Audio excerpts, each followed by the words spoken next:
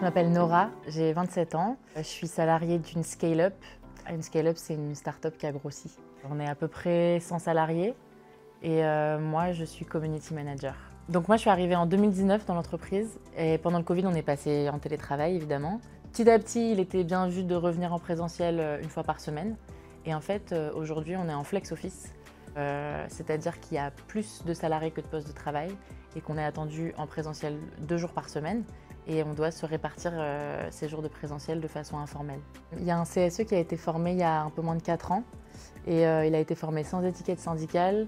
Et c'est vrai qu'initialement, l'idée de ce CSE, c'était surtout d'avoir des places de spectacle ou d'avoir une vie collective entre salariés. Moi, mais aussi beaucoup de mes collègues, on a commencé à venir se plaindre au CSE, notamment de nos difficultés à trouver un équilibre vie pro-vie perso, surtout dans ce contexte de flex office. On se retrouve tout le temps dans le rush pour finir à l'heure. Tu reçois des mails bien après les heures de bureau.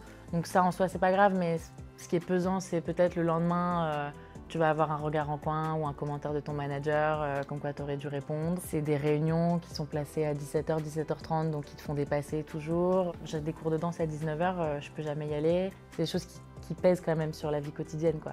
Moi, j'ai des colocataires, donc c'est tout bête, mais il y a beaucoup de charge mentale qui vient avec le fait de s'organiser avec elles pour protéger les heures de visio, pour être sûr qu'il y a un moment de calme. Ensuite, quand on travaille à la maison l'hiver, il faut chauffer quand même beaucoup plus l'appartement. Et à la fin du mois, la facture d'électricité, elle a vraiment pas la même tête. Et ça, c'est quelque chose qui n'est pas indemnisé, même en partie, par l'entreprise. Ça, d'ailleurs, en parlant de coûts supplémentaires, moi, j'ai eu un problème avec mon ordi pro. Et je travaille avec mon ordi perso, donc voilà, c'est pas la fin du monde, mais c'est un ordinateur qui est censé quand même être remplacé par l'entreprise.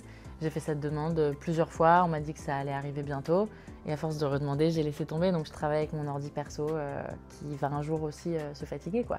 Mes objectifs, c'est que le matériel nécessaire au télétravail soit fourni par l'entreprise, qu'il y ait une indemnisation forfaitaire au télétravail qui permettrait de couvrir une partie de cette facture d'électricité, qu'on évite les réunions à 17h, 17h30 pour pouvoir finir à l'heure, et pas de mail après les heures de bureau, ou alors pas d'attente que ce mail soit pris en compte avant le lendemain, quoi.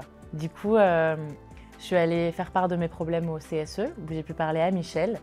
Et Michel, elle m'a expliqué que j'étais loin d'être la seule dans cette situation, mais qu'en fait, il n'y a pas de délégué syndical pour négocier. Quand les élections professionnelles sont arrivées, Michel s'est présentée avec une liste CFTC et elle a été élue. Et ensuite, elle a été désignée déléguée syndicale, donc elle a pu négocier les NAO, les négociations annuelles obligatoires.